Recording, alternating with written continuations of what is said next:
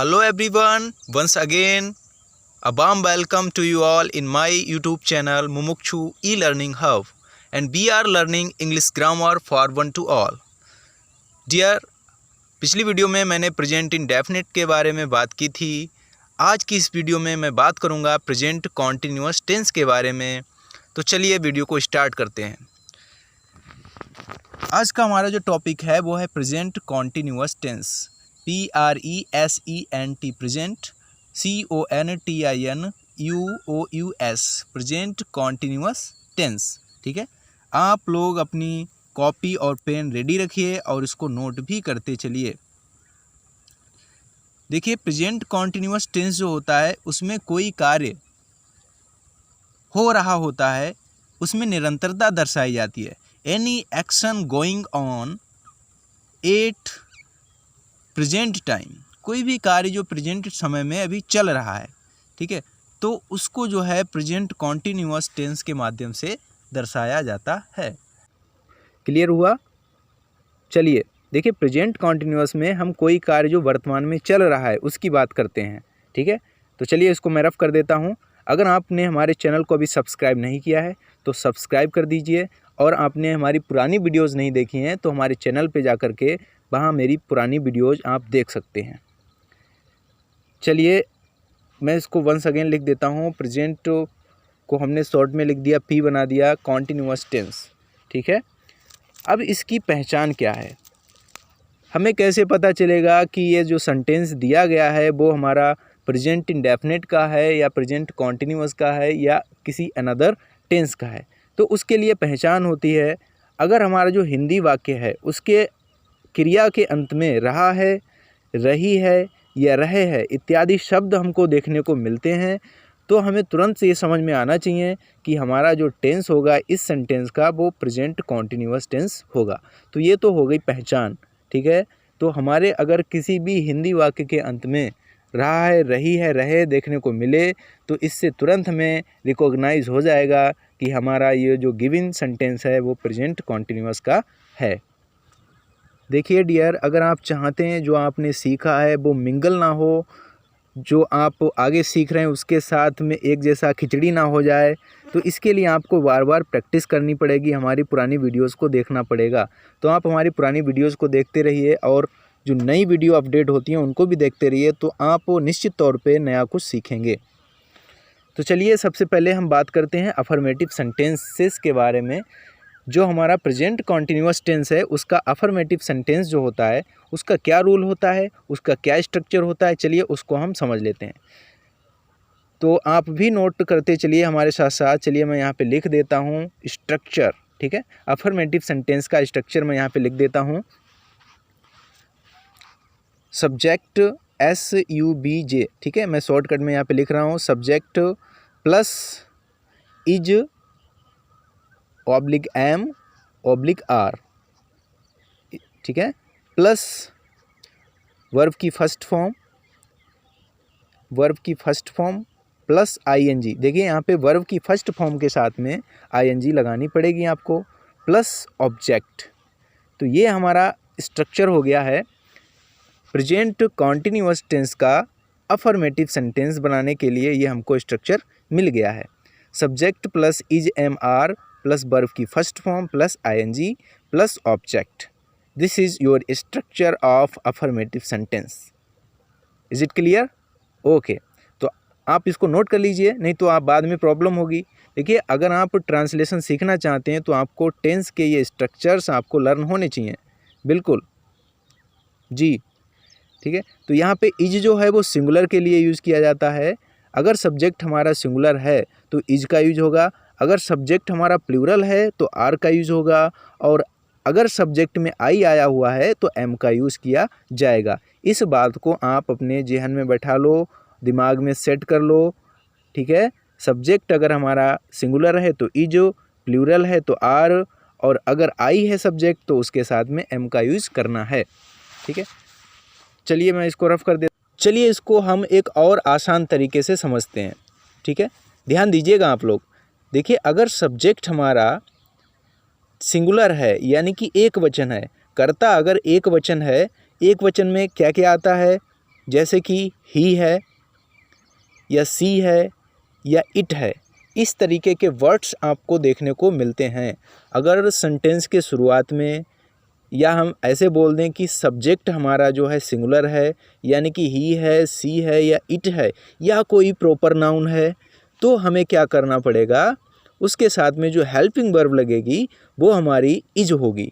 Is it clear? Okay.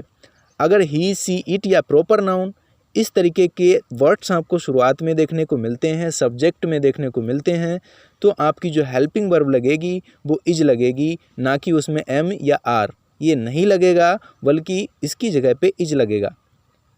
इतनी बात समझ में आ गई? आई होप आपको समझ में आ ही गई होगी अगर आपने ध्यान से समझा होगा। चलिए, इसके बाद हम एक एग्ज़ाम्पल लेते हैं, इसको एक एग्ज़ाम्पल के थ्रू समझते हैं। चलो मैं यहाँ पे एक एग्ज़ाम्पल लिख देता हूँ। सी इज, ठीक है, सी इज प्लेइंग, ठीक है, सी इज प्लेइंग। चलिए इसको इतना ही रखते हैं, सी इज़ प्लेइंग। अब यहाँ पर आप देखेंगे सी जो है हमारा सिंगुलर है। सी क्या है? ऐसा सब्जेक्ट है जो कि सिंगुलर है, तो सी के साथ में हमको इज लगाना पड़ा वहाँ पे। अगर सब्जेक्ट हमारा सिंगुलर है तो हमको हेल्पिंग वर्ब इज लगाना पड़ेगा, और वहाँ पे हमने आगे देख सकते हैं, देखिए वहाँ पे प्ले लिखा हुआ है। प्ले क्या है? मेन वर्ब है और उसके साथ में आईएनजी लगा हुआ है। तो इस तरीके से हमने स्ट्रक्चर को फॉलो करते हुए ये सेंटेंस बना दिया, सी इज़ प्लेइंग, ठीक है, वह खेल रही है। चलिए ये तो हमारा हो गया अगर सब्जेक्ट सिंगुलर है तब हमको ये फॉलो करना है। अगर हमारा सब्जेक्ट प्लूरल है, ठीक है, PL means plural, S for subject यहाँ पे शॉर्टकट में लिखा है, आप इसको समझ जाइएगा, मैंने एब्रीविएशन यूज़ कर दिया। अगर सब्जेक्ट प्लूरल है यानी कि वी है, यू है या दे है, ठीक है, तो वहाँ पर हेल्पिंग वर्ब जो लगेगा हमारा वो आर लगेगा। चलिए डियर, इसको मैं एक एग्जाम्पल के थ्रू आपको समझाता हूँ। मैंने यहाँ पे लिख दिया they are eating a mango, ठीक है, they are eating a mango. अब देखिएगा यहाँ पे आपका जो दे लिखा हुआ है, दे क्या है हमारा? प्लूरल है। जब हमारा सब्जेक्ट प्लूरल है तो हमको क्या करना पड़ेगा? वहाँ पे आर लगाना पड़ेगा। अब इज नहीं लगाना पड़ेगा, क्यों? क्योंकि हमारा इज तो सिंगुलर में लगता था भाई, तो दे के साथ में तो आर ही लगेगा। ईट, ईट के साथ हमको आईएनजी लगाना पड़ेगा, ईटिंग, ठीक है, ईट इसका बेस फॉर्म है। तो they are eating a mango, इस तरीके से हमारा अफर्मेटिव का, प्रेजेंट कॉन्टिन्यूअस के अफर्मेटिव का स्ट्रक्चर फॉलो करते हुए हमने ये सेंटेंस बना दिया, ठीक है, they are eating a mango. I hope आपको ये बात समझ में आ गई होगी। अगर सब्जेक्ट सिंगुलर है तो इज, अगर सब्जेक्ट प्लूरल है तो आर। अब एक एग्जांपल आई का देख लेते हैं। देखिए अगर हमारा सब्जेक्ट जो है वो आई है, ठीक है, प्रेजेंट कॉन्टिन्यूअस के अफर्मेटिव में अगर सब्जेक्ट आई है तो उसके साथ में हमको एम ही लगाना पड़ेगा। For example I am eating a mango, ठीक है, I am eating a mango, मैं एक आम खा रहा हूँ, ठीक है। तो आप यहाँ पर देखेंगे आई के साथ में एम लगेगा, ना कि आर या इज, ठीक है। तो आई के साथ में एम ही लगेगा और उसके बाद में वर्ब के साथ, वर्ब की फर्स्ट फॉर्म के साथ आईएनजी ऐड किया जाता है, ठीक है। तो इस तरीके से ये रूल हमारा होता है। चलिए अब अफर्मेटिव के हम कुछ और एग्जाम्पल्स लेते हैं। आप लोग नोट करते जाइए भाई। देखो एग्जाम्पल्स लेने से पहले मैं एक बार फिर से आपको स्ट्रक्चर लिख के यहाँ पे स्क्रीन पे दिखा देता हूँ। स्ट्रक्चर हमारा था subject plus is oblique M oblique are plus verb की first form plus ING plus object. This is our structure of affirmative sentences, ठीक है। इस स्ट्रक्चर को फॉलो करते हुए अब मैं कुछ एग्जाम्पल्स दूंगा, वो आपको ट्रांसलेट करने हैं। तो चलिए पहला एग्जाम्पल हम लेते हैं, वह खाना पका रही है, ठीक है, वह खाना पका रही है। अब देखिए इस तरीके के जितने भी सेंटेंस होंगे सबके लास्ट में रहा है, रही है, रहे हैं आदि देखने को मिलेगा। तो ये किस तरीके, वह यानी कि सी सिंगुलर है, सी इज, फिर इज लगाना पड़ेगा, सी इज, और पकाना की होती है कुक, COO, और उसमें कुक के साथ में आईएनजी लगा दी हमने, सी इज कुकिंग फूड, ठीक है, सी इज कुकिंग द फूड। इस तरीके से हमारा ये जो सेंटेंस था हिंदी से इंग्लिश में आसानी से ट्रांसलेट हो गया। आई होप आपको ये समझ में आ गया होगा। She is cooking the food. She singular था तो हमने क्या किया, इज लगाया सिंगुलर के साथ इज, और कुक जो था वर्ब की बेस फॉर्म है उसके साथ में आईएनजी लगा दिया। क्लियर हुआ। चलिए दूसरा एग्जांपल लेते हैं।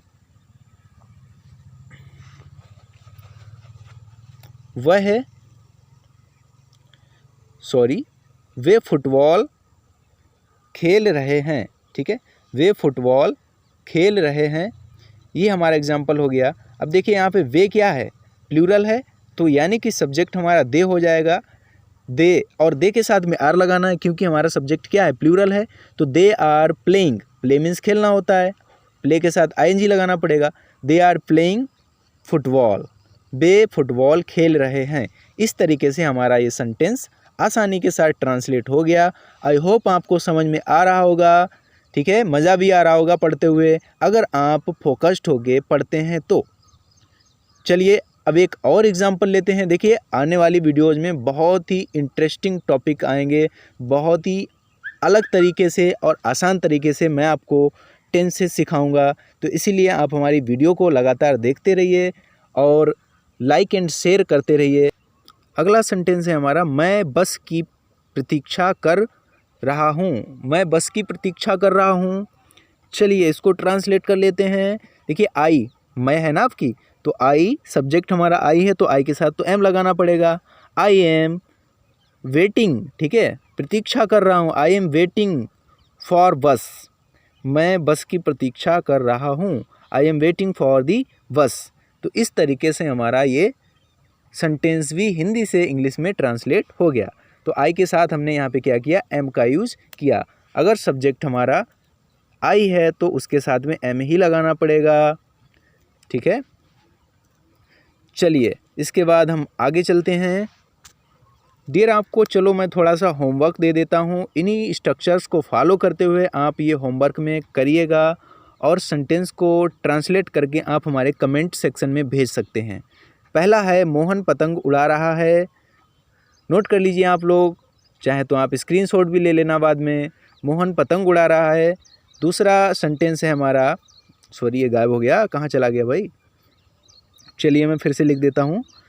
सेकेंड हमारा है, बच्चे मैदान में खेल रहे हैं।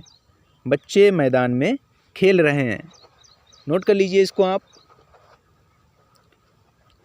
तीसरा है, महिलाएं स्वेटर बुन रही हैं। महिलाएं स्वेटर बुन रही हैं। ठीक है, इसके बाद चलिए एक और ले लेते हैं। आई होप आपने नोट कर लिया होगा। इसके बाद हमारा फोर्थ सेंटेंस है, राधा एक मीठा गीत गा रही है। राधा एक मीठा गीत गा रही है। एक और लिख देता हूँ मैं, अध्यापक अंग्रेजी पढ़ा रहा है, या अध्यापक अंग्रेजी पढ़ा रहे हैं। ठीक है, तो ये 5 सेंटेंस आपके होमवर्क के लिए हो गए। आप इसको नोट कर लीजिए और आप इनका ट्रांसलेशन करके आप हमारे कमेंट सेक्शन में भेज सकते हैं। तो डियर लर्नर्स, हमने यहाँ तक सीख लिया प्रेजेंट कॉन्टिन्यूअस का अफर्मेटिव सेंटेंस। ठीक है, इसके बाद आता है नेगेटिव सेंटेंस। चलिए लगे यहाँ तो हम नेगेटिव सेंटेंस का भी स्ट्रक्चर समझ लेते हैं। बहुत आसान है, इसमें कुछ भी नहीं करना है, सिर्फ नॉट का ही गेम है। नॉट का यूज़ करना सीख लिया तो समझो नेगेटिव भी आ गया। देखिए subject plus is oblique M oblique are plus not. देखिए यहाँ पे वर्ब की फर्स्ट फॉर्म के साथ आईएनजी लगा हुआ है और उससे पहले नॉट लगा दिया, यानी कि कहने का मीन्स ये है हेल्पिंग वर्ब और मेन वर्ब के बीच में आपको नॉट पुट कर देना है। जैसे एग्जांपल ले लिया, वह किताब नहीं पढ़ रहा है, तो he is not reading a book. ठीक है, इज और रीडिंग के बीच में हमने नॉट लगा दिया। चलिए आगे चलते हैं, ये आपको समझ में आ चुका होगा। देखिए आपको कुछ भी नहीं करना है, हेल्पिंग वर्ब और मेन वर्ब के बीच में सिर्फ और सिर्फ नॉट को पुट कर देना है। बाकी का रूल हमारा पूरा सेम है, कोई दिक्कत नहीं होगी आपको यहाँ पे। चलिएगा एक और एग्जांपल मैं लिख रहा हूँ यहाँ पे,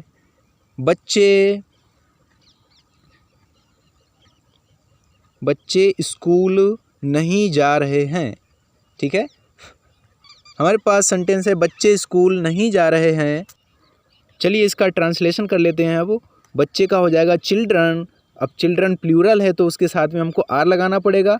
children are not going to school. अब देखिए गोइंग और आर के बीच में हमने नॉट लगाना पड़ा। देखिए children are not going to school. आप चिल्ड्रन के साथ में एस नहीं लगाइएगा, चिल्ड्रंस नहीं होगा, डियर चिल्ड्रन होता है। चाइल्ड सिंगुलर है और चाइल्ड से प्लूरल बनता है चिल्ड्रन, ठीक है। तो children are not going to school, तो ये हमारा आसानी के साथ बन गया। चलिए डियर, इसके बाद एक और एग्जाम्पल ले लेते हैं। मैं आपकी प्रतीक्षा नहीं कर रहा हूँ, ठीक है। मैं आपकी प्रतीक्षा नहीं कर रहा हूँ, प्रतीक्षा मतलब इंतज़ार, वेट। तो ये इसका ट्रांसलेशन हो जाएगा आई एम। देखिए आई के साथ आपको एम लगाना पड़ेगा। I am not waiting for you. देखिए नॉट का यूज़ करना पड़ेगा एम और वेटिंग के बीच में। हेल्पिंग वर्ब और मेन वर्ब के बीच में आपको नॉट लगाना पड़ेगा। I am not waiting for you. इस तरीके से हमारा आसानी के साथ हिंदी से इंग्लिश में नेगेटिव सेंटेंस भी ट्रांसलेट हो गया, ठीक है। आई के साथ आपको एम लगाना पड़ेगा। तो चलिए इसके बाद बारी है अब आपके होमवर्क की, ठीक है। आप होमवर्क नोट कर लीजिए और इसको आप ट्रांसलेट करने की कोशिश करिए।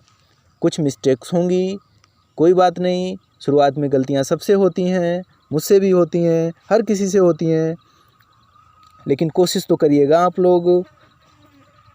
पहला सेंटेंस मैं लिख देता हूँ यहाँ पे, धोबी कपड़े नहीं धो रहा है। धोबी कपड़े नहीं धो रहा है। एंड सेकेंड लिख देते हैं यहाँ पे,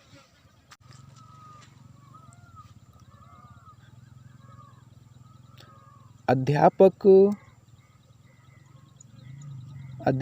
अंग्रेजी नहीं पढ़ा रहे हैं, ठीक है। अध्यापक अंग्रेजी नहीं पढ़ा रहे हैं। तो डियर लर्नर्स, ये 2 सेंटेंसेस आपको होमवर्क में करने हैं। तो आज के लिए बस इतना ही इस वीडियो में। फिर मिलते हैं हम नेक्स्ट वीडियो में नए कंटेंट के साथ।